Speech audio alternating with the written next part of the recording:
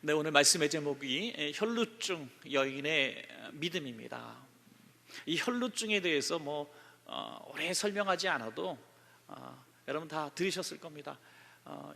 끊임없이 피를 이렇게 하혈하는 그런 병인데요, 만성출혈 질병이라고 할 수 있다고 합니다.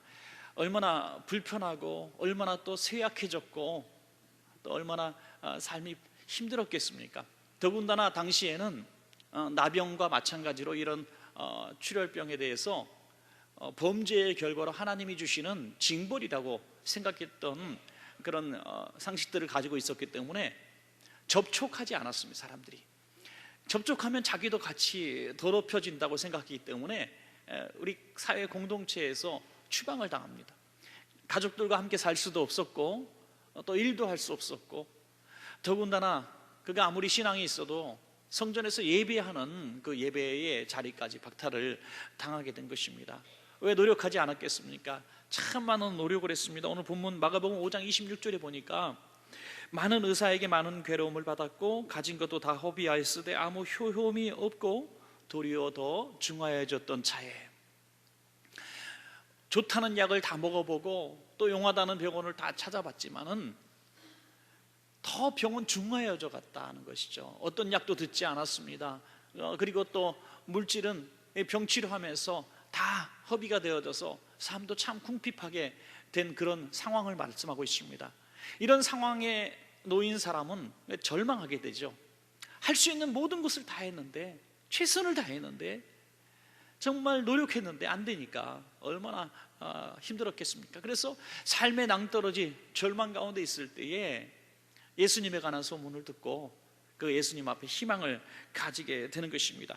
예수님 앞에 왔을 때 12년 동안이나 무려 12년 동안 이 끔찍한 고난에서 해방이 되는 것입니다. 오늘 본문 보니까 오늘 저와 여러분이 주목해야 될 것은 그 여인이 어떤 병을 걸렸고 얼마나 고통을 받았고 거기에 주목하는 것이 아니라 예수님을 만났을 때 그가 어떻게 치료받았는가 하는 것이죠.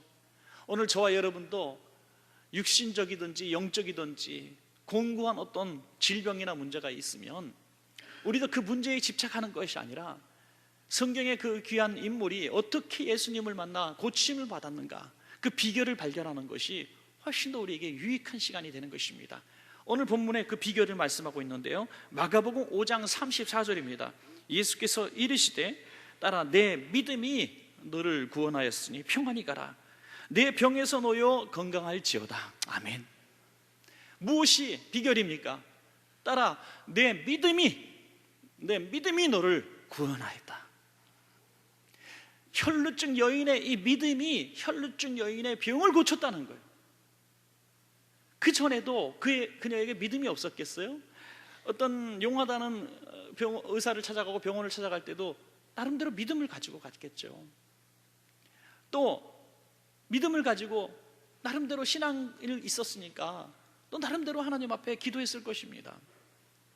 그런데 그동안엔 고치지 받지 못했던 그 믿음이 오늘 예수님 만났을 때 무엇이 다른 믿음이었을까 하는 것을 우리는 보는 것이죠. 우리가 신앙생활하면서 우리 모두가 다 신앙이 있고 믿음이 있습니다. 그런데 그 12년 동안 그 믿음을 가지고도 고침받지 못한 질병을 안고 사는 이 여인과 같이 우리도 여전히 같은 믿음이 있다고 하지만은 고침받지 못하는 믿음이 있고, 오늘 예수님을 만났을 때 내 믿음이 너를 구원하였다고 하는 달라진 믿음이 있다는 거예요. 사랑하는 여러분, 우리의 믿음이 이 여인의 믿음으로 나아가시기를 축원합니다. 여러분, 지난번 수요일 날 이 부분에 대해서 설교를 하면서 제가 하나 깨달은 부분이 있어요. 같이 나누고 싶은데요, 오늘 마가복음 5장에 보니까 예수님의 치유 사건이 세 가지가 나오는데, 첫 번째는 거라사 땅에 이제 귀신 들린 사람을 고쳐주시는 예수님의 모습이 나오고요, 두 번째로 오늘 혈루증 여인을 고쳐주시는 장면이 나오고, 세 번째 보니까 야이로의 딸을 살리시는 장면이 나와요. 이 마가복음 5장에 한꺼번에 묶어놓은 이 사건이 너무나 다 각각 다른 환경이라는 겁니다. 거라사에 있는 이 귀신 들린 사람은요, 예수님 앞에 나올 수도 없고 예수님이 오셨어도 거절하고 예수님 제발 좀 나를 떠나소서라는 강렬하게 저항했던 사람입니다. 근데 예수님이 강권적으로 그를 찾아가 주셔서 그의 귀신을 쫓아내 주시고 그를 온전케 해주셨다는 거죠. 오늘 이 여인은 믿음은 있었어요. 예수님 너무나 만나고 싶었습니다. 그러나 만날 수 있는 상황과 형편이 되지 않았다는 거예요. 사람들에게 돌 맞아 죽을 형편입니다. 그럼에도 불구하고 예수님도 모르고 누구도 모르게 옷자락을 만졌다고 했는데 그는 고침을 받았다. 야이로의 딸은 어린아이입니다. 그 자신의 믿음이 없어요. 아버지의 중보기도를 통해서 다시 살아나게 됐다는 거예요. 중요한 것은 예수님을 만나면 누구든지 고침받을 수 있다는 것입니다. 강력하게 우리가 저항을 하는 것 같아도 악한 귀신에게 예수님 명령하셔서 쫓아내 주셔서 치료하시고, 많은 사람들이 장벽을 치고 예수님께 나오지 못하고 방해를 해도 예수님의 옷자락만 만지는 믿음만 있어도 아무도 모르는 사이에 치료가 임할 수도 있고, 자신의 믿음이 아닌 부모의 믿음으로 질병이 떠나갈 수도 있는 것입니다. 더군다나 마가복음 4장에는 풍랑을 잔잔케 하시는 모습이 나오고, 마가복음 6장에는 오병이어의 기적이 나와요. 오늘 온천 제프스에서 오늘 그 스토리를 얘기한 것 같은데, 여러분, 이 풍랑을 잔잔케 하시는 것은 자연의 문제입니다. 자연을 다스리시는 중. 오병이어의 문제는 육신의 문제까지도 간섭하시는 예수님. 오늘 이런 4장, 5장, 6장과 이어지는 이 마가복음의 이 기록의 의도가 무엇인지 우린 정확히는 알 수 없지만, 주님은 풍랑도 자연도 다스리시고 인생의 모든 육신의 질병을 원치나 그가 올 수 있는 환경이든 아니든 예수님 만나면 고쳐주시고, 영적인 부분이 아니라 육신의 배고픔의 문제까지도 해결해 주시는 그 예수님을 보면서 예수님이 어떤 분이신가 우리에게 증거하고 싶었던 것 같습니다. 사랑하는 여러분, 오늘 저와 여러분이 중요한 것은 오늘 이 혈루증 앓던 여인이 고침받은 이 믿음에 대해서 우리는 좀 주목해 보기를 원하는 것입니다. 왜냐하면 저와 여러분의 가장 가까운 모델이 어찌 보면 이 여인이 아닌가 싶기 때문인 것입니다. 오늘 12회를 혈루증 앓던 여인처럼 믿음은 있다고 했지만 여러 가지 환경과 또 방해로 인해서 그 믿음을 온전히 드러내지 못한 분들도 계실 것이고, 오늘 끊임없이 12회를 혈루증 앓던 여인처럼 그 문제가 12회를 끌고 오는 그런 오랫동안 고질적인 이 문제를 안고 있는 분도 있을 것입니다. 오늘 혈루증 앓던 여인이 어떤 믿음을 보였기에 그 문제를 해결받았는가, 그 해결의 날이 바로 오늘이 되시기를 주님의 이름으로 간절히 축복합니다. 여러분, 저는 두 가지 믿음만 소개하고 우리도 갖기를 원합니다. 첫째로 들음에서 난 믿음입니다. 들음에서 난 믿음. 더 질병이 중하여졌던 차에, 인간적인 모든 방법을 다 사용했지만 고침받지 못했던, 그리고 병원도 중하여졌던 차에, 여러분 굉장히 어려운 문제죠. 우리가 처음에는 어떤 문제를 만났을 때 의지가 강한 사람은 내가 이 문제를 한번 해결해 보리라 하면서 열심히 합니다. 도전합니다. 굴하지 않고 정말 열심히 이 문제에 맞서 싸우려고 합니다. 그러나 그 문제가 너무너무 길어지고 실패의 시간이 길어지면 절망하게 되죠. 낙심하게 되는 것입니다. 그런 상황 가운데서 오늘 본문에 보니까 마가복음 5장 27절에 예수의 소문을 듣고 예수님에 관한 이야기를 들었다는 거죠. 그 전에도 하나님을 그는 나름대로 섬긴다고 하는 사람이었을 겁니다. 그런데 예수님에 관한 소문을 듣는 순간 예수님이 하나님의 아들 되심을 믿게 되고, 예수님을 만나면 어떤 질병의 환자도 다 고침받았다는 사실이 믿어지게 된 것입니다. 여러분, 오늘 이 시대에 수많은 정보가 있고 조언들이 있고 지식이 있고 지혜들이 있습니다. 여러분, 그러나 사람이 주는 어떤 지혜로 해결할 수 없는 문제, 지식으로 풀 수 없는 문제가 훨씬 더 많은 걸 우리는 알고 있습니다. 오늘 12회를 혈루증 앓던 여인은 철저하게 세상의 지식과 노력과 경험으로, 물질로 이 문제가 풀리지 않는다는 것을 이미 경험했습니다. 충분히 경험했습니다. 그랬기 때문에 예수님에 관한 소식을 들었을 때 더 좌절할 수도 있는 거예요. 야, 그까진 거 나 다 해봤어. 다 해봤는데 안 돼. 뭐 예수님이라고 별 문제가 있겠어. 이렇게 생각할 수도 있는 겁니다. 그럼에도 불구하고 다시 붙드는 겁니다. 예수에 관한 소문을 들었을 때 붙드는 것입니다. 로마서 10장 17절에 믿음은 들음에서 나며 들음은 그리스도의 말씀으로 말미암았느니라 말씀하고 있습니다. 이런 말씀을 계속 들으면 믿음이 생깁니다. 말씀 들으면. 제가 잘 아는 목사님 중에 한 분이 푸른초장교회 김 목사님이란 분이 계신데, 이분이 은혜로운 간증을 하나 하시더라고요. 교회 성도 중에 여집사님인데 그 10년 동안 계속 그 말하자면 여성 질병에 시달렸던 분입니다. 10년 넘게 교회에서 열심히 믿음 굉장히 좋은 분인데도 이게 낫지 않는 거예요.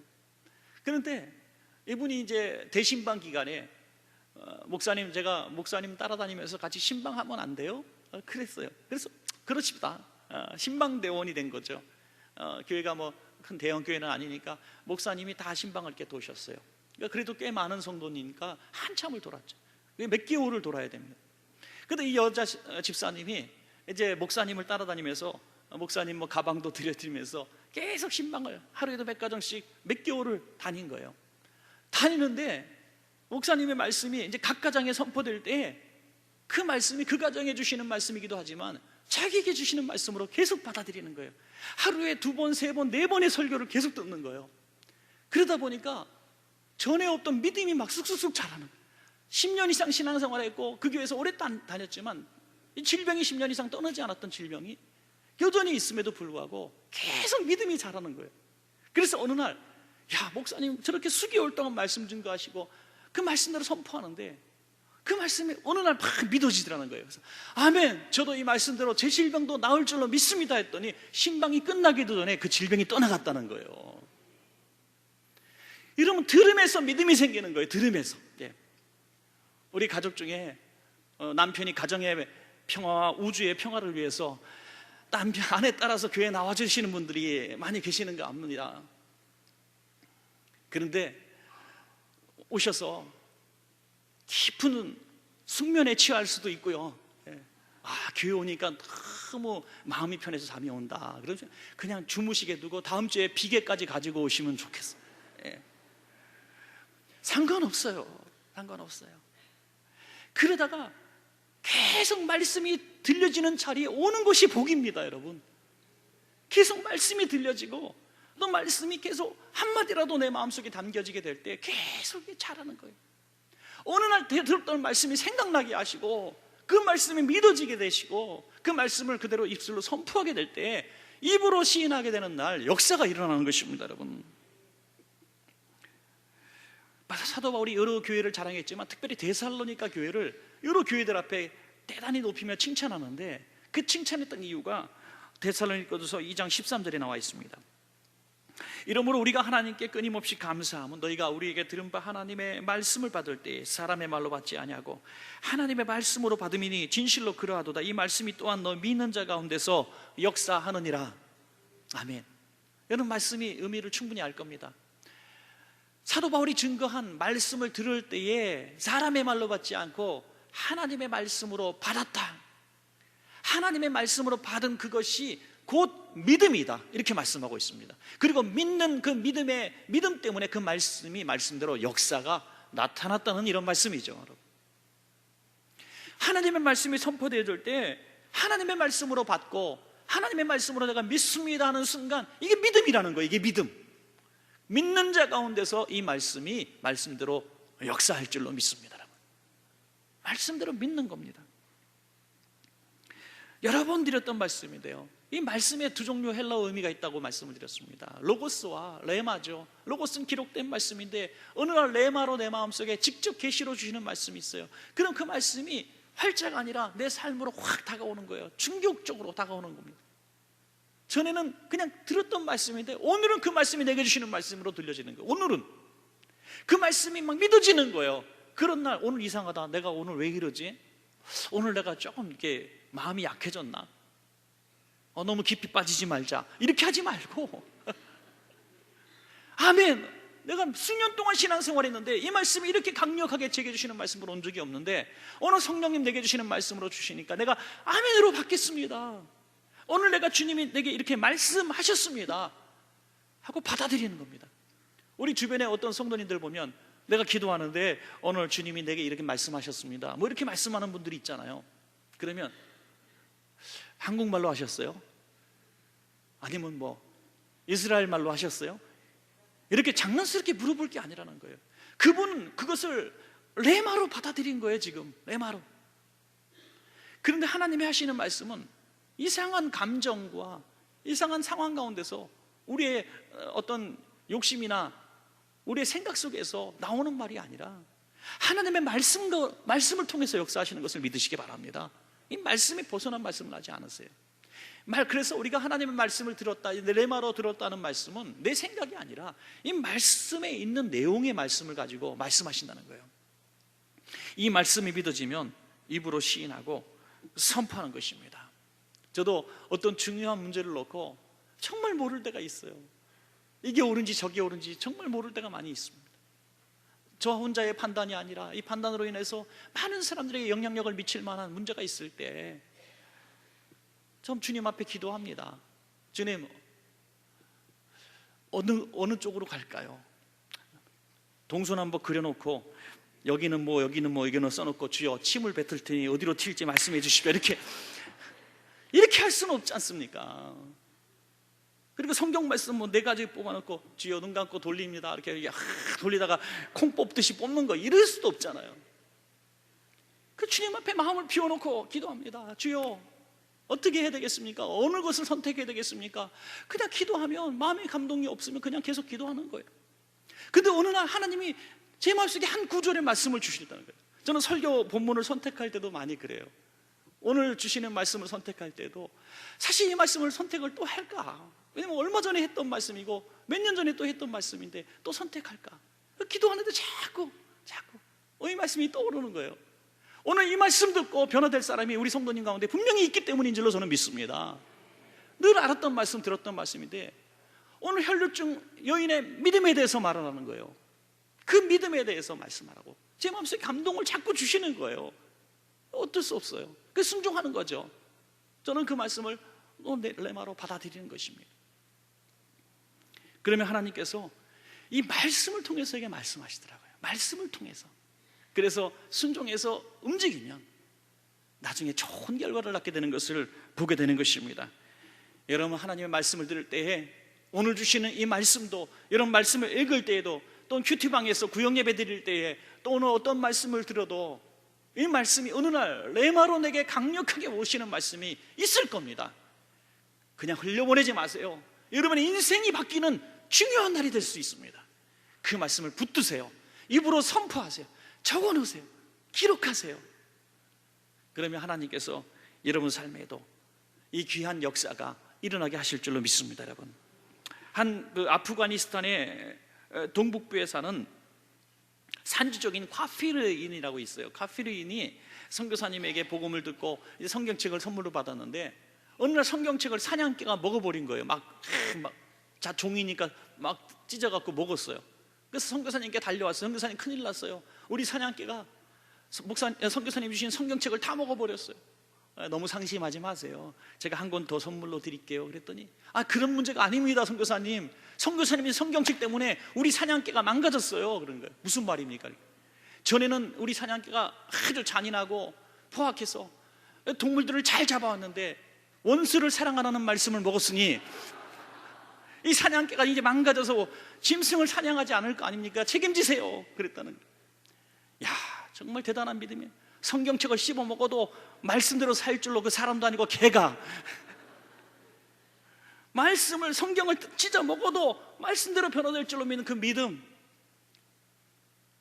사랑하는 여러분, 우리는 그렇게 좀 어리석은 믿음이 아니라 할지라도 하나님의 말씀이 분명히 살아있고 선포되는 말씀을 내가 아멘으로 받아들이는데 이 말씀의 역사가 일어날 줄로 믿지 않는다면 혈루증 앓는 이 여인의 믿음이 내게 없는 것이죠. 소문을 듣고 그 모험을 강행했던 여인처럼 사랑하는 여러분에게 말씀이 믿어지는 이 믿음이 있기를 주의 이름으로 축복합니다. 여러분, 자, 마지막 두 번째로 예수님의 옷자락을 만지는 믿음입니다. 여러분, 예수님의 옷자락을 만지는 믿음. 자, 여인에게 이제 소문을 듣고 믿음이 생겼어요. 예수님 앞에 나아가야 됩니다. 그런 나아가는 길에 너무나 험난한 장애물들이 많았습니다. 그것은 자신이 가진 질병 때문에 사람들 앞에 설 수가 없는 겁니다. 사람들이 돌로 쳐서 죽여도 할 말이 없어요. 사람들과 접촉하는 것조차 이게 범죄 행위입니다. 또 여인으로서 남자의 몸에 손을 댄다든지 와서 기도해달라는지 이런 말을 한다는 것이 너무 어려운 거죠. 그래서 포기해야 되는 이런 상황인데 여인은 포기하지 않습니다. 어떻게 합니까? 자기의 신분을 일단 감춥니다. 옷을 확 뒤집어 써서 자기가 누구인지 보이지 않게 합니다. 그리고 예수님 앞에 가서 예수님 저 좀 기도해 주세요 하고 안수기도 해달라고 예수님 앞에 꿇어 엎드리지도 않습니다. 그랬다가 신분이 탄로나기 때문에 이 여인이 택한 유일한 방법은 사람들도 모르게, 예수님도 모르게 예수님 옷자락만 살짝 만지고 달아나려고 했던 것이죠. 얼마나 가련한 일입니까 여러분? 얼마나 슬픈 일입니까? 누구도 드러나지 않게 하려고, 누구도 모르게 하려고, 아니 예수님에게조차 말할 수 없는 정말 이런 가난하고 불쌍한 여인이 어디 있습니까? 사랑하는 여러분, 오늘 성도님들 가운데 그런 분이 없으리라고 저는 생각하지 않습니다. 누구도 내 자신에 대해서 알기를 원치 않고 10년 넘게 원천교회에 나와도 어느 목사님이나 특별히 저에게도 한 번도 찾아오지 않고 저에게 삶을 공개하거나 기도조차 받기를 너무나 힘들어하는 분들이 왜 없겠습니까?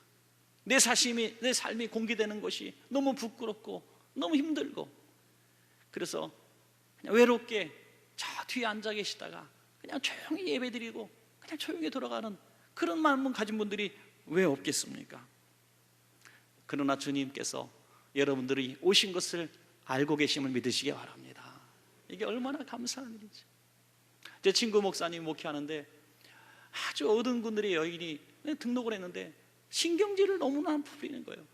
누가 뭐라고 말하면 화를 내고 짜증을 내고 가까이 오지 말라 그러고 구역예배 드리세요 그러니까 화를 내고 나가는 거예요. 그래서 좀 괴팍한 사람이 왔나 보다 그랬더니 몇 년 신앙생활하더니 상담을 통해서 자기의 아픔을 얘기합니다.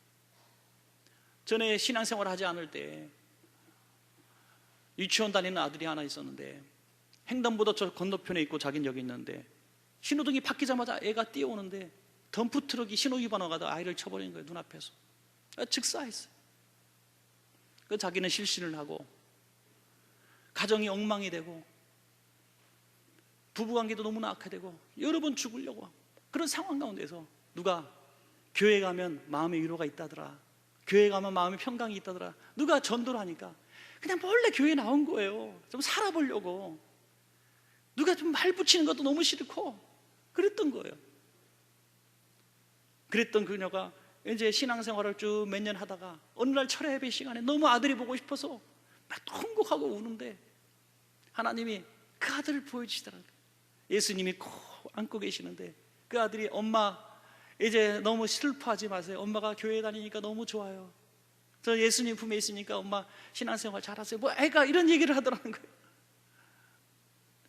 그리고 거짓말처럼 그날부터 이런 모든 슬픔과 이 삶의 늪에서 해방되었고 심령이 정말 거짓말처럼 너무 평안해지고 남편과의 관계로 회복되고 그때 둘째 아이를 갖게 돼서 그 아이가 지금 그 교회에서 열심히 주일학교를 다니고 있습니다. 여러분, 사랑하는 여러분, 예수님의 옷자락을 만진다는 건 낭만적인 게 아니에요.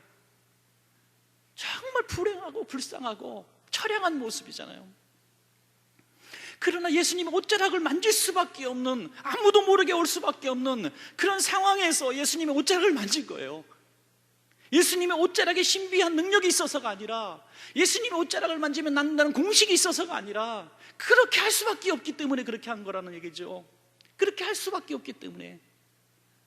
사랑하는 여러분, 우리가 어떻게 할 수밖에 없는 그런 마지막 희망, 마지막 방법이 오늘 예배드리면서 주님 앞에 간절히 기도하는 것이라면 예수님의 옷자락을 만지는 그 믿음으로, 마지막 믿음으로 오늘 주님 앞에 매달리시기를 축복합니다. 여러분, 이런 혈루증 앓던 여인이 예수님 옷자락 만져서 구원받은 이런 역사가 이 여인에게 있었던 유일한 사건이었는가? 그렇지 않았다는 거예요. 다른 사람들도 경험했던 사건이라는 겁니다. 놀랍게도 마태복음 14장 35절 이하에 보니까 모든 병든 자를 예수께 데리고 와서 다만 예수의 옷자락이라도 손을 대게 하시기를 간구하니 손을 대는 자는 다 나음을 얻으니라. 아멘. 정말 이렇게 이 시대에 아픔이잖아요. 이 시대에 수많은 사람들이 이렇게 소외되고 고독하고 절망적인 삶을 살았다는 거예요. 그런데 이 사람들이 다 그런 동일한 믿음을 가졌을 때 그 구원의 은혜를 입었던 것입니다. 오늘도 예배드리는 우리 모든 예배자들 가운데 두 종류의 예배자가 있어요. 예수님을 눈으로 보고 예수님의 옷자락을 스치고 예수님과 함께 웃으면서 동행하는 수많은 구경꾼들이 있을 수 있고, 아무도 모르게 예수님의 옷자락만 만지고 달아나려고 했던 진짜 예배자가 있는 거죠. 진짜 예배자. 오늘 예배드릴 때 같이 이렇게 점잖게 앉아있고 깨끗한 옷을 입고 같이 세련되게 예배를 드리는 자가 예배자가 아니라 정말 상하고 깨어진 마음으로 예수님의 옷자락을 내가 만지리라 하고 오신 분들이 상한 심령의 예배자가 된다는 겁니다. 여러분, 이 여인에게 주님은 이렇게 말씀하십니다. 마가복음 5장 34절에 딸아, 내 믿음이 너를 구원하였으니 평안히 가라. 내 병에서 놓여 건강할지어다. 딸아라고 부르셨습니다. 사랑하는 딸아. 농어촌 선교 갈 때마다 제가 꼭 부르는 노래가 있습니다. 찬양이 있습니다. 사랑한다 아들아, 내가 너를 잘 아노라. 사랑한다 딸아, 내가 너를 사랑한다. 이 찬양을 농어촌 교회 그 목사님들 사모님들께 불러드리면 다 눈물을 흘리세요. 다 눈물 흘리세요. 왜? 그 섬에 가서 30년 20년 목회하면서 교인들을 20명 시작했는데 5명 6명 남고 다 돌아가시고 읍으로 가고, 애들은 초등학교 때부터 저 여수 목포 이런 데 두고 생리별 하고, 그렇게 30년 20년 할아버지 할머니 몇 분 모시고 목회하는데 아무도 자신을 기억지 않는 거죠. 그럴 때 우리 성도님들이 가서 농어촌 벌써 14차 이렇게 하면서 매년 찾아와서 그분들을 안아주면 그분들이 이렇게 해요. 우리 친척들도 이렇게 오는 사람이 없어요. 가족도 이렇게 오지 않아요. 예수님이 우리를 아직도 기억한다는 사실만 가지고도 또 한 해 버틸 수 있어요 하는 겁니다. 제가 이 얘기를 굳이 하는 거는 올여름에 꼭 가자고 하는 얘기는 아니고 우리 원천교회 교인이라면 우리 농어촌 선교 한번 동행해 보시기 바랍니다.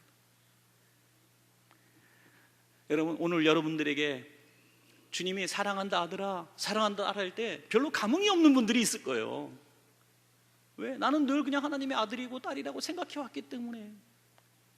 근데 여인은 그렇지 않았을 거예요. 성전에서 예배하는 것조차 박탈당했던, 가족에게서도 버림받았던, 어디에도 희망을 둘 수 없었던 여인이었기 때문에 그 유명하신 예수님께서, 감히 만날 수 없는 그 예수님께서 사랑한다 딸아라고 말씀하실 때 얼마나 위로가 되었을까.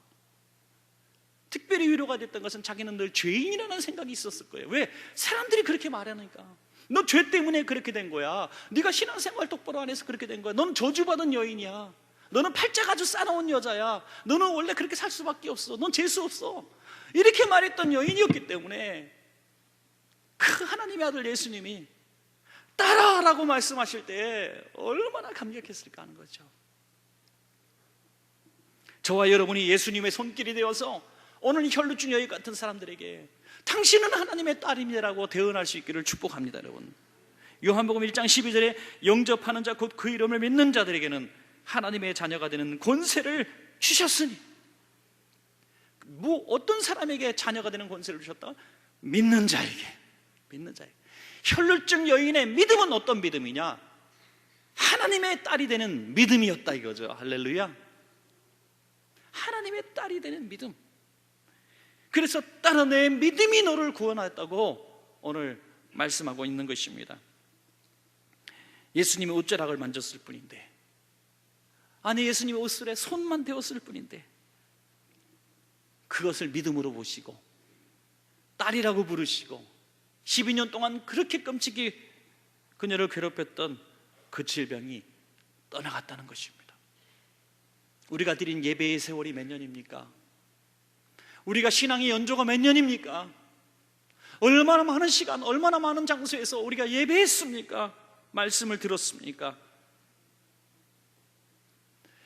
주님의 옷자락을 만지는 믿음으로 만져야 그것이 참된 예배고 참된 기도고 참된 역사를 불러일으키는 믿음이 되는 것입니다. 여러분, 저는 우리 성도님들에게 이런 간절한 마음을 좀 공개적으로 표현하고 싶어요.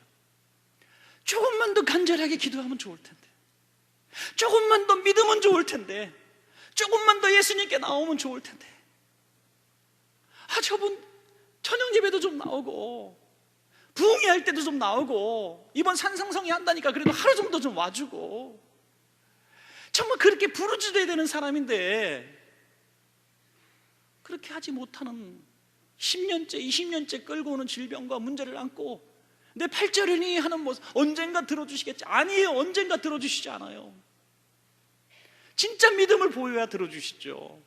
예수님의 옷자락을 만지는 간절한 믿음, 목숨 걸고 주님 앞에 나오는 그런 믿음, 그 믿음의 날에, 옷자락을 만지는 날에 주님의 딸이 될 수 있고 우리의 문제는 해결되는 것입니다. 좀 더 우리가 올 여름에 믿음을 좀 주님 앞에 보여드립시다. 더 열심히 주님 앞에 다가섭시다. 예수님의 옷자락을 만지는 이 믿음으로 오늘 우리 기적을 볼 수 있습니다. 여러분, 말씀을 맺겠습니다. 오늘 이 혈루증 앓던 여인의 믿음은 어떤 믿음입니까? 하나님의 말씀을 내게 주시는 말씀으로 받아들인 것입니다. 아멘 하고 받아들인 거예요. 그렇습니다. 내가 다 해봤습니다. 절벽 끝입니다. 절망입니다. 그러나 하나님의 말씀은 능치 못함이 없는 줄로 믿습니다 하고 말씀을 믿었다는 거예요. 그리고 말씀을 믿었지만 주님 앞에 갈 수 있는 어떠한 방법도 그녀에게 없었습니다. 그래서 그녀가 택한 유일한 방법, 아무도 모르게 예수님 옷자락 만지고 달아나는 거예요. 그러나 그것을 하루 10시간씩 100일씩 기도한 사람보다 더 위대한 믿음으로 오셨다는 거예요. 여러분, 중언부언하는 기도, 형식적인 기도 백날 해봐야 소용이 없습니다. 아무도 모르게 예수님의 옷자락을 만지는 그것을 믿음으로 보시고 피눈물 나는 기도로 들으신 거예요. 주님은 그녀의 기도를 응답해 주셨습니다. 믿음으로 보셨습니다. 저와 여러분 모두에게 예수님의 옷자락 만지는 믿음의 실천이 있기를 간절히 축복합니다.